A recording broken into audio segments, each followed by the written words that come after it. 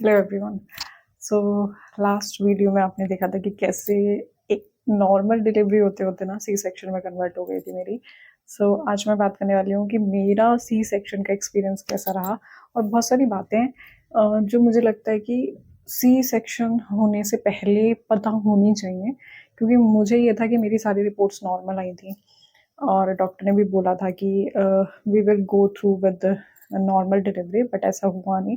वो आपने last video में देख ही लिया होगा कि क्या सर्कमस्टांसेस आए जिसकी वजह से एक नॉर्मल डिलीवरी होते होते एक सी सेक्शन में कन्वर्ट हो गई। तो आज मैं बात करने वाली हूँ मेरा सी सेक्शन का एक्सपीरियंस कैसा था। स्टार्ट करते हैं। जैसे मैंने लास्ट में बताया था कि सी सेक्शन होने के बाद मैंने एक बेबी को डिलीवर किया, और वो इमोशंस जो थे वो एक्सप्लेन नहीं कर सकते हम लोग। आज सी सेक्शन पे बात करते हैं, बेबी पे कभी बाद में बात करेंगे। क्या हुआ था ना कि जब सी सेक्शन होता है उससे पहले तो खाने पीने के लिए मतलब नहीं देते हैं, बट मेरा नॉर्मल था, चल रहा था नॉर्मल डिलीवरी का प्रोसीजर। मुझे बिस्किट और चाय ऐसा अलाउ कर दिया था कि आप खा सकते हो। मैंने वो खाया था, एंड देन जब मुझे इमिडिएटली ऑपरेशन थिएटर में कन्वर्ट किया गया, वहाँ पे जाके क्या किया, उन्होंने मेरे को ट्रैक करना शुरू कर दिया था कि मेरा बीपी वगैरह, बेबी की हार्ट बीट, मेरे कॉन्ट्रैक्शंस वगैरह सब ट्रैकिंग हो रही थी। ऑलमोस्ट 1 घंटे तक ऐसा चला था, जो बिटवीन 9:30 to 10 o'clock के अराउंड ऐसा चला था, और 10 बजे उन्होंने मेरे को इमिडिएटली ऊटी में ले लिया था। ऊटी के अंदर पता क्या होता है, ज़्यादा टाइम तो नहीं लगता है जब आपका सी सेक्शन होता है। हार्डली 10 मिनट में बेबी बाहर आ जाता है जब से वो करते हैं, क्योंकि सिर्फ वो स्टिचेस मतलब कट करते हैं, और 2 टाइप के आपके स्टिचेस हो सकते हैं, एक डिसॉल्व जो आजकल चल रहे हैं, और एक नॉर्मल शहरों में जो होते हैं। बट अभी मुझे लगता है सभी जगह पर डिसॉल्व वाले ज़्यादा प्रेफर करते हैं लोग, क्योंकि वो हीलिंग जल्दी होती है उनमें, और पेन भी नहीं होता, और कटवाने भी नहीं पड़ते। सबसे बेस्ट तो यही है कि वो कटवाने नहीं पड़ते जो पेन होता है मोस्ट। सो 10 मिनट्स में बेबी को डिलीवर कर दिया, एंड देन फिर 20 मिनट्स लगते हैं अप्रॉक्स, जो जब आपके स्टिचेस को स्टिचेस लगाते हैं वो लोग। उसके बीच में क्या होता है ना, आपको होश तो रहता है, जो चल रहा होता है सब पता होता है, आपके पेट पे जो हलचल हो रही होती है वो भी आपको पता होती है, क्योंकि आपके एनेस्थीसिया लग गया होता है। ये सारा प्रोसेस था। और एनेस्थीसिया लगने का क्या था ना, दर्द मैं बताती हूँ, उसमें मुझे ज़्यादा दर्द नहीं हुआ था। सिर्फ एक पिन जब उन्होंने करी थी ना, सुई लगाई थी, उसी वक्त थोड़ा सा पता चला था। उसके बाद नहीं, उसके बाद आपकी पूरी बॉडी इतनी रिलैक्स हो जाती है ना कि मजा ही आ जाता है कि यार ये प्रोसेस ठीक है। This is the process. उसके बाद क्या हुआ कि 20 मिनट में उन्होंने पूरे स्टिचेस वगैरह लगाए। उस टाइम पे मेरा बीपी ये सब ट्रैक हो रहा था, पल्सेस ट्रैक हो रही थी। बेबी को वो ले जाते हैं ना आईसीयू में, उसको क्लीन वगैरह करने का जो प्रोसेस होता है वो करते हैं। Come to the my point कि वो, जैसे मैंने आपको लास्ट टाइम भी बताया था, एक टी टाइप का बेड होता है जिसमें आपका बीपी वगैरह एक हाथ से चेक हो रहा होता है। आपको होश रहता है कि क्या हो रहा है, सब कुछ, बेबी डिलीवर हो गया नहीं हुआ, ये सारे प्रोसेस आपको सब समझ आ रहे होते हैं। तो उसके बाद मतलब जैसे ही स्टिचेस वगैरह कंप्लीट हो जाते हैं, आपकी बॉडी पूरी एनेस्थीसिया की वजह से सुन्न होती है। वो उस बेड से, जो टी टाइप बेड से, आपको नॉर्मल बेड पे शिफ्ट करते हैं। जो चादर होती है ना, उसी से पकड़ के वो उधर शिफ्ट करते हैं। तो इट इज़ वेरी डिफिकल्ट और वेरी अनकम्फर्टेबल। मतलब ऐसा लग रहा था कि यार क्या प्रोसेस है ये, मतलब आप बिल्कुल अपनी बॉडी मूव नहीं कर पा रहे हो। अराउंड 11 साढ़े 11 बजे के अराउंड मेरे को उन्होंने ऑब्जर्वेशन में ही रखा, नॉर्मल रूम में शिफ्ट नहीं किया था, तो वहाँ पे ले गए। अभी वहाँ जाने के बाद जो हुआ, मुझे नहीं पता था ऐसा कुछ होने वाला है, क्योंकि मैंने सी सेक्शंस की वीडियो बहुत कम देखी थी, और किसी ने मुझे ऐसा बताया भी नहीं था कि ऐसा कुछ होने वाला है। जैसे ही वो उन्होंने मेरे को शिफ्ट किया नॉर्मल बाहरी ओटी से बाहर, जस्ट उन्होंने एक केबिन बना रखा था, वहाँ पे शिफ्ट किया कि ऑब्जर्व करेंगे हम लगभग 2-3 घंटे। 11 से लेके उन्होंने मेरे को 1 बजे तक ऑब्जर्व किया। अभी उसमें क्या ट्विस्ट आया कि जैसे ही उन्होंने मेरे को बाहर लेके गए, मुझे इतनी ज़्यादा ठंड लगने लगी ना कि मैंने आई थिंक 3 से 4 ब्लैंकेट ओढ़ रखे थे। मैं फ़ोटो दिखाती हुई ये थी कि उन्होंने हस्बैंड को अंदर भेज दिया था कि आप मिल सकते हो, जब ऑपरेशन हो गया था। तो इतनी ज़्यादा ठंड लगने लग गई थी ना, वो मैंने शायद 4 ब्लैंकेट ओढ़ रखे थे, और उसके बाद भी मुझे इतनी ज़्यादा ठंड लग रही थी कि उन्होंने मेरे को जस्ट मेरे पास में यहाँ पे हीटर लगा दिया, और हीटर को भी क्या कि ब्लैंकेट के अंदर करके लगाया ताकि मुझे ठंड ना लगे। सो ये ठंड वाला प्रोसेस ऑलमोस्ट 30 to 40 मिनट तक मुझे ठंड लगी जब उन्होंने मेरे को बाहर ले गए। और एसी वगैरह कुछ नहीं चल रहा था, मैं क्लियर कर दूँ, नॉर्मल टेम्परेचर था। उसके बाद भी उनसे पूछा कि मुझे ठंड क्यों लग रही है, मतलब मुझे भी तो पता होना चाहिए ना। सो हस्बैंड ने भी पूछा कि ऐसा क्यों हो रहा है, तो उन्होंने बोला कि ये नॉर्मल है क्योंकि ऑब्वियसली आपकी बॉडी कटी है, तो मतलब इट्स अ कट, और वो इतना छोटा कट नहीं है, so it's a long cut. I think ये आप नाप सकते हो, दिस इज द कट। सो इतना लंबा कट होता है ताकि बेबी बाहर आ सके इजली। सो उस वजह से आपकी बॉडी क्या होती है ना, बाहर के एटमोसफेयर से एकदम से, मतलब कहते हैं ना कि ट्रांसफर्स नहीं कर पाती है। सो ऑलमोस्ट 40 मिनट तक मुझे ठंड लगती रही, उसमें कुछ नहीं कर सकते थे। उसके बाद क्या हुआ, 1 बजे तक ऑब्जर्व कर रहे हैं, फिर मेरे को 12 साढ़े 12 बजे के अराउंड मेरे को प्यास लगने लगी। अब मुझे नहीं पता था कि सी सेक्शन के बाद भाई ये पानी भी नहीं देंगे। आई मीन खाने का तो मुझे पता था कि चलो खाना तो शायद नहीं मिलेगा सी सेक्शन के बाद उतना अच्छा, क्या नॉर्मल भी शायद नहीं मिलेगा, बट मुझे नहीं पता था सीरियसली। खाने का तो मुझे आइडिया था, बट मुझे पानी का आइडिया नहीं था कि ये लोग मुझे पानी भी नहीं देने वाले हैं। सो उन्होंने मेरे को ड्रिप लगा रखी थी जिसकी वजह से मैं थ्रस्टी नहीं हो रही थी, मतलब मेरा गला नहीं सूख रहा था, बट मुझे प्यास लगी हुई थी। सो मैंने उनको अराउंड 12 बजे सिस्टर को बोला कि मुझे प्यास लगी है और मुझे पानी पीना है। तो उन्होंने कहा पानी तो आपको नहीं दे सकते, मिलेगा नहीं। मैंने कहा मतलब बट मुझे प्यास लगी है, कब दोगे? तो उन्होंने कहा कि ठीक है, जब आपको नॉर्मल रूम में शिफ्ट करेंगे ना तब पानी दे देंगे। मैंने कहा ओके। मैंने पूछा कब शिफ्ट करेंगे, उन्होंने बोला 1-2 बजे के अराउंड कर देंगे। तो तब तक वो रूम में बलून वगैरह लगा रहे थे, मैं वीडियो दिखाती हूँ आपको। सो ये थोड़ा सा उन्होंने क्यूट मोमेंट किया कि उन्होंने पूरे जो हमारा रूम था, मतलब ये आजकल तो हर एक हॉस्पिटल में हो गया है, सो कुछ पैकेज में होता है, बट हमारा तो कैश में था, तो ऐसे कुछ पैकेज नहीं था। सो उन्होंने बेबी के लिए बलून लगा दिए थे और रूम पूरा क्लीन कर दिया था दोबारा से। सो ये प्रोसीजर रहा था, और मैं फिर 1 बजे जब रूम में शिफ्ट हो रही थी तब मैंने फिर बोला, मैं क्या मेरे को पानी प्यास लगी है, पानी दे दो। तब भी उन्होंने नहीं बताया कि अभी कब मिलने वाला है। सो ये सारा प्रोसेस हुआ, फिर रूम में शिफ्ट किया। रूम में शिफ्ट करने के बाद भी उन्होंने मेरे को अराउंड 4 से 5 बजे तक वेट कराया। मतलब कहाँ, मेरी सुबह मैंने शायद 9 बजे पानी पिया था, उसके बाद उन्होंने मुझे 5 बजे पानी ऑफर किया, और 5 बजे भी डॉक्टर आई तब उन्होंने बोला कि 6 बजे देंगे। उससे पहले मैं एक सिप ले चुकी थी क्योंकि उस टाइम मुझे से नहीं रुका जाता था। आई थिंक मैंने 5:30 को एक सिप उन्होंने अलाउ किया था कि आप सिर्फ एक सिप ले सकते हो। अब मैंने कहा ओके। फिर 6 बजे के बाद उन्होंने बोला कि आप एक बार में एक सिप ले सकते हो, देन आधे घंटे बाद दूसरा सिप लोगे, मतलब सिर्फ आप सिप करके पानी पी सकते हो जितना एक घूंट में जा सकता है। मैंने कहा ओके ठीक है, देखते हैं ये भी। सो ऐसे हुआ, और 7 to 7:30 के बीच में 8 o'clock, देन 9 o'clock हो गया। ये मेरा प्रोसेस चला अराउंड। जब 9 o'clock होने वाले थे तब उन्होंने कहा कि अब आप पानी पी सकते हो जब जब आपको प्यास लगेगी। मैंने कहा ओके। और ये तब का है जिस दिन डिलीवरी हुई थी।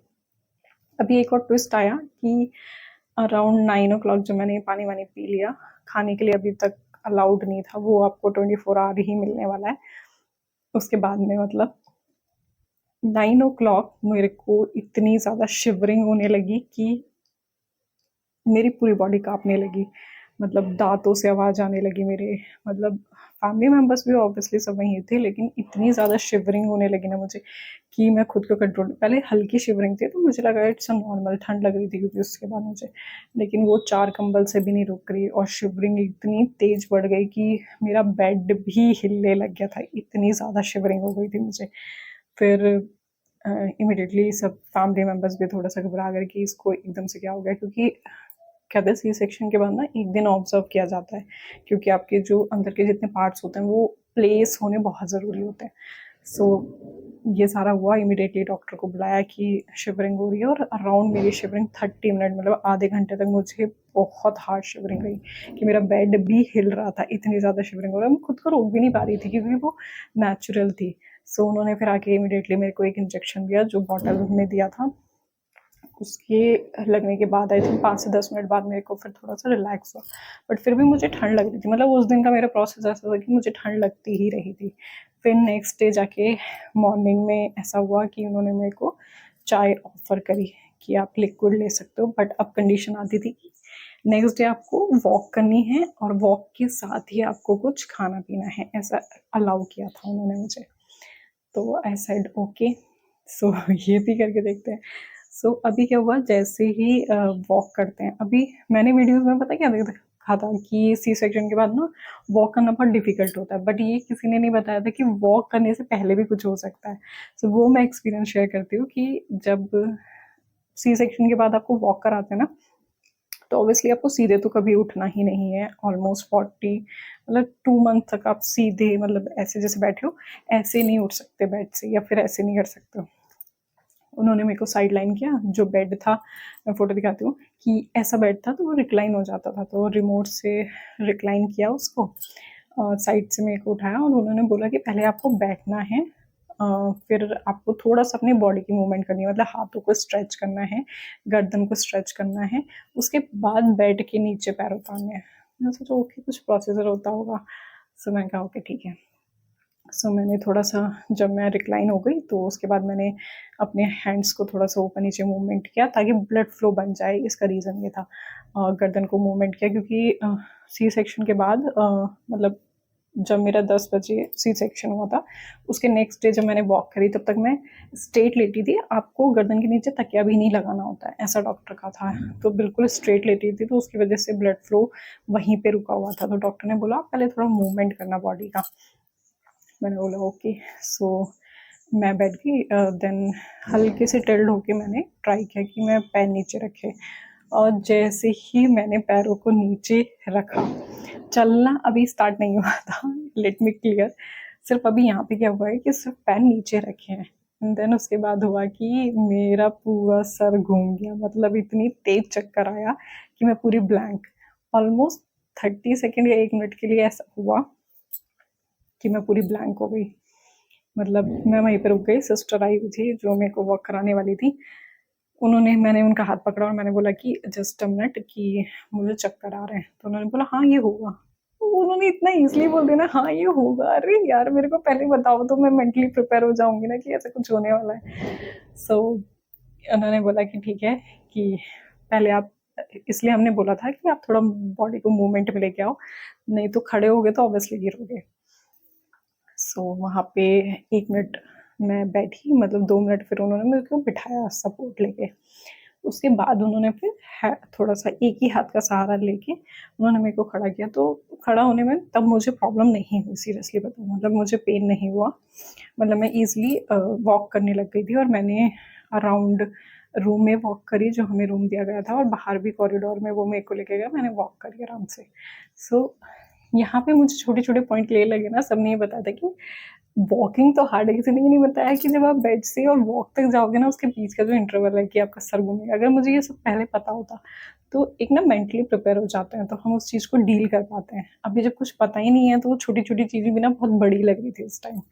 सो यहाँ तक ये सारा मेरा जो सी सेक्शन का एक्सपीरियंस था, वर्स्ट नहीं कह सकती, बट हाँ, अगर मुझे ये सारी चीज़ें पहले पता होती ना, तो डील करने में ईज़ी हो जाता। जैसे मैंने सी सेक्शन की वॉक देख ली थी कि ज़्यादा पेन होता है, तो मेरे दिमाग में था कि पेन होगा, तो उस टाइम पे मुझे इतना पेन नहीं हुआ लिटरली, क्योंकि हमें पता होता है कि ये पेन तो होने ही वाला है।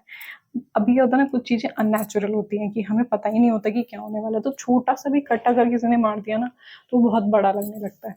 सो इसलिए मैं अपनी जर्नी शेयर कर रही हूँ कि अगर किसी का भी सी सेक्शन प्लान है, और नहीं भी है, अगर बाई चांस हो भी जाता तो इट इज़ ओके, और हो रहा है तो अपने माइंड में ये चीज़ें लेके चलिए कि ऐसी-ऐसी छोटी चीज़ें कि चक्कर आना हो गया, या फिर जैसे पानी वाला मेरा था कि मुझे बहुत प्यास लगी थी, एटलीस्ट मुझे पता होता तो मैं सो जाती। मैं ट्राई कर रही थी सोने का, बट मुझे नींद नहीं आ रही थी, क्योंकि एक तो ये लग रहा था कि बेबी पास में ही है ना, तो मैं बार-बार उसको देख रही थी कि कहाँ पे है, कहाँ पे है? ऐसे हो रहा था। सो चीज़ें अगर माइंड में सेट होती हैं ना, तो हम उन्हें ईज़िली डील कर पाते हैं। सो ये पूरा था, एंड देन उसके बाद मैं घर आ गई। घर आने के बाद भी वही कि आपको उठने-बैठने में प्रॉब्लम हो जाती है, बट पेन किलर दिए होते हैं, सो उसकी वजह से आपको पेन उतना ज़्यादा नहीं होता। मतलब मेरे केस में मुझे स्टिचेज़ में उतना ज़्यादा पेन नहीं है, आई डोंट नो, क्योंकि जैसे मैंने बताया 2 टाइप के स्टिचेज़ होते हैं, एक तो ट्रांसफ़र होते हैं और एक लॉन्गिट्यूड होते हैं।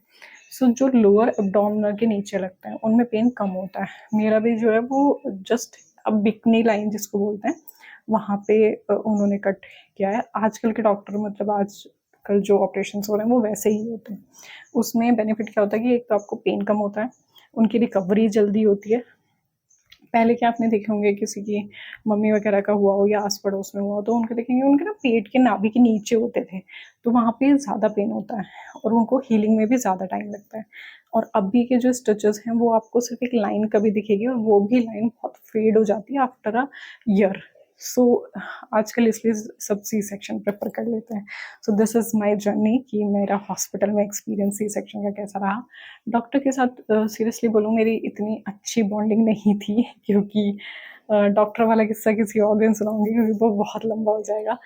सो क्योंकि मैंने बहुत सारी चीज़ें, मैंने और हस्बैंड ने बहुत सारी चीज़ें पढ़ी थी हमने कि ऐसा होता है, बहुत वीडियोस देखी थी और स्पेशली मेरे एक दो फ्रेंड्स हैं, मैंने उनसे बहुत गाइडेंस ली। उन्होंने मेरे को बहुत हेल्प भी करी इसमें कि ऐसा होगा ऐसा होगा। सो उनसे जो क्या है ना वो मेरी एज के हैं, तो हमारे या फिर मम्मी की एज में क्या है ना बहुत डिफरेंस हो गया है। उनके ज़माने में जो होता था ना वो शायद अभी हमारे उसमें नहीं हो रहा है या फिर बहुत चेंज हो गया है। सो इस कारण आप अपनी एज के ग्रुप के साथ भी कनेक्शन रखिए। ऑब्वियसली मैं ये नहीं करूँगी कि आप अपने फैमिली मेम्बर्स की बात ना मानें या फिर उनकी सलाह ना लें। ऑब्वियसली वो बहुत इंपॉर्टेंट है, लेनी चाहिए। बट अपने जो एज ग्रुप वाले हैं उनके साथ अगर सी सेक्शन या नॉर्मल डिलीवरी का एक्सपीरियंस है तो उनसे ज़रूर गाइडेंस ले लें, क्योंकि मुझे बहुत हेल्प करा है उन लोगों ने और इसलिए मैं ये शेयर कर रही हूँ ताकि किसी को हेल्प मिले और थोड़ी सी जर्नी जो है आपकी वो ईजी हो जाए। So this is my C section journey. I hope आपको थोड़ा सा मोटिवेशन मिले कि पेन वगैरह उतना नहीं होता अगर हम उसको डील करने का तरीका हमें पता हो तो। So this is the journey of my C section. आगे बहुत सारे ऐसे टॉपिक्स हैं जो अभी हम देख रहे हैं बेबी के साथ, तो जैसे जैसे वो समझ आते हैं I will share with you. और थैंक्स फॉर वॉचिंग। और जिसने भी चैनल को सब्सक्राइब नहीं किया प्लीज़ सब्सक्राइब द चैनल। और कुछ भी आपको ऐसा लगे कि you can ask me, so you can comment also. So take care and जो भी वुड बी मॉम है, congratulation, you are going to be a very great mom. तब तक के लिए बाय बाय।